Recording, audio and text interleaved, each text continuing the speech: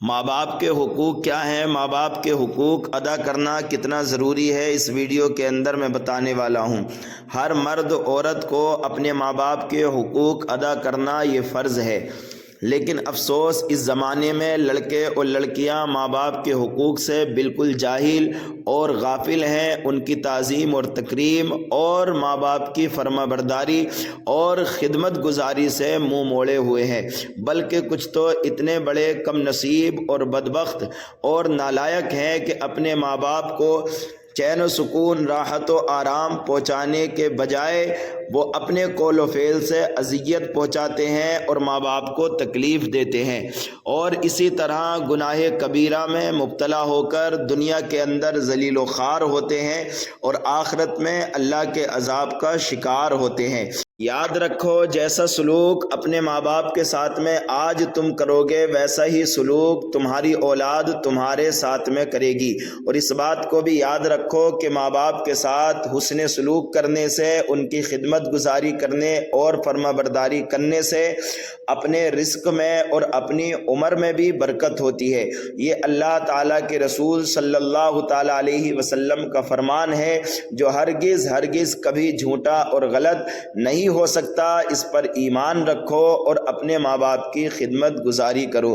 چند حقوق ماں باپ کے یہاں پر میں بیان کر رہا ہوں، جس کا سننا بے حد ضروری ہے۔ نمبر 1، خبردار ہرگز کبھی اپنے کسی قول اور فعل سے، یعنی اپنے کام سے یا اپنی بات سے، کسی بھی طرح سے اپنے ماں باپ کو تکلیف نہ پہنچاؤ۔ اگرچہ ماں باپ اولاد پر کچھ زیادتی کریں، مگر پھر بھی اولاد پر فرض ہے کہ وہ اپنے ماں باپ کو کسی بھی طرح سے تکلیف نہ پہنچائے اور ماں باپ کا دل نہ دکھائے۔ نمبر 2، اپنی ہر بات اور اپنے ہر عمل سے ماں باپ کی تعظیم اور تکریم کرو اور ہمیشہ ان کی عزت اور حرمت کا خیال رکھو۔ نمبر 3، ہر جائز کام میں ماں باپ کی فرما برداری اور ان کے حکم کی تعمیل کرو۔ نمبر 4، اگر ماں باپ کو کوئی بھی حاجت ہو تو جان و مال سے ان کی خدمت کرو۔ نمبر 5، اگر ماں باپ اپنی ضرورت سے اولاد کے مال اور سامان میں سے کوئی چیز لیں تو خبردار ہرگز انہیں منع مت کرو، نہ ناراضگی کا اظہار کرو، بلکہ یہ سمجھو کہ میں اور میرا جو کچھ بھی مال ہے یہ سب میرے ماں باپ۔ حضور اکرم صلی اللہ تعالیٰ علیہ وسلم نے ارشاد فرمایا، انت و مالک لابیک، یعنی تو اور تیرا مال سب تیرے باپ کا ہے۔ نمبر 6، ماں باپ کا انتقال ہو جائے تو اولاد پر ماں باپ کا حق یہ ہے کہ ان کے لیے دعائے مغفرت کرتے رہیں اور اپنی نفلی عبادتوں، صدقہ خیرات کر کے ان کی روحوں کو ثواب پہنچاتے رہیں۔ نمبر 7، ماں باپ کے دوست و احباب اور ان کے ملنے جلنے والوں کے ساتھ حسن سلوک کرتے رہیں۔